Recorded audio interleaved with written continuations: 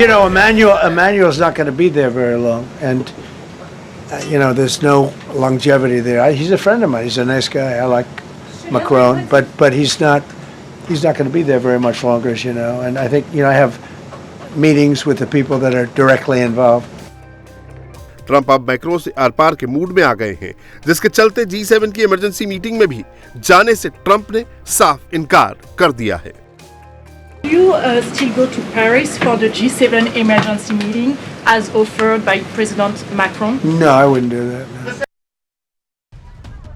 Trump और Macron के बीच खटास सिर्फ गाजा तक ही सीमित नहीं है। ग्रीनलैंड को लेकर भी दोनों नेताओं के बीच मतभेद साफ नजर आ रहे हैं। स्विट्जरलैंड के दावोस में वर्ल्ड इकोनॉमिक फोरम में मैक्रों ने ग्रीनलैंड से जुड़े विवाद का जिक्र किया।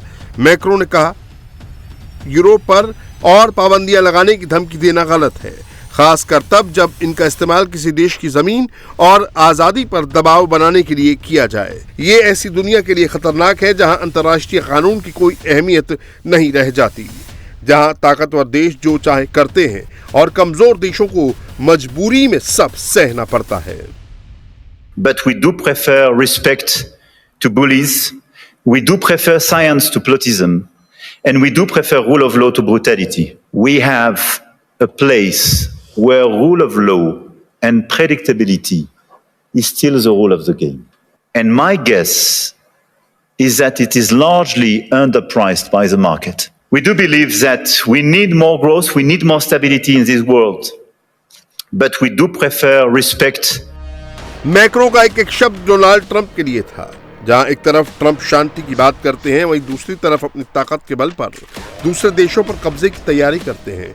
इसे लेकर भी मैक्रो ने दावेस में चुटकी ली। And it's a time of peace, stability, and predictability. We are reaching a time of instability, of unbalances, both from the security and defense point of view and the economic point of view. More than 60 wars in 2024, an absolute record, even if I understood a few of them were fixed. Venezuela पर attack के बाद Trump की नजर अब Greenland को हथियाने पर है। इसके लिए वो नेशनल सिक्योरिटी से लेकर वर्ल्ड सिक्योरिटी की दुहाई दे रहे हैं। चीन रूस का डर दिखा रहे हैं, नाटो देशों पर हर तरीके से प्रेशर बनाने की कोशिश में है। I think something's going to happen that's going to be very good for everybody. Nobody's done more for NATO than I have. I think that we will work something out where NATO is going to be very happy and where we're going to be very happy.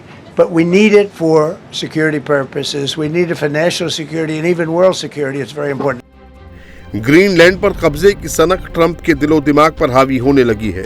Trump Greenland के मुद्दे पर छोटे बच्चों की तरह Europe के देशों को चिढ़ा रहे हैं। ट्रंप ने सोशल मीडिया पर एक तस्वीर पोस्ट की जिसमें वो ग्रीनलैंड पर अमेरिका का झंडा लगाते हुए दिख रहे हैं और उनके पीछे वाइस प्रेसिडेंट जेडी वेंस और secretary of state Marco Rubio खड़े हैं। इसके बाद ट्रंप ने व्हाइट हाउस के ओवल रूम की एक एआई जनरेटेड पिक्चर पोस्ट की जिसपे यूरोपीय नेताओं के सामने एक बोर्ड पर कनाडा, वेनेजुएला और ग्रीनलैंड पर अमेरिका का झंडा लगा हुआ है। ग्रीनलैंड के मुद्दे पर अमेरिका और नाटो के बीच दूरी बढ़ती जा रही है। डेनमार्क पहले से ग्रीनलैंड में करीब 200 सैनिक तैनात किए हुए हैं। इसके अलावा 14 सदस्य सीरियस डॉग स्लेज पेट्रोल भी वहां मौजूद हैं जो आर्कटिक इलाकों में गश्त करते हैं। फ्रांस के राष्ट्रपति इमैनुअल मैक्रों ने कहा कि आने वाले दिनों में इन्हें जमीन, हवा और समुद्र के जरिए और मजबूत किया जाएगा। अमेरिकी राष्ट्रपति डोनाल्ड ट्रंप ने सोमवार को नाटो चीफ मार्क रूट से फोन पर बात की है।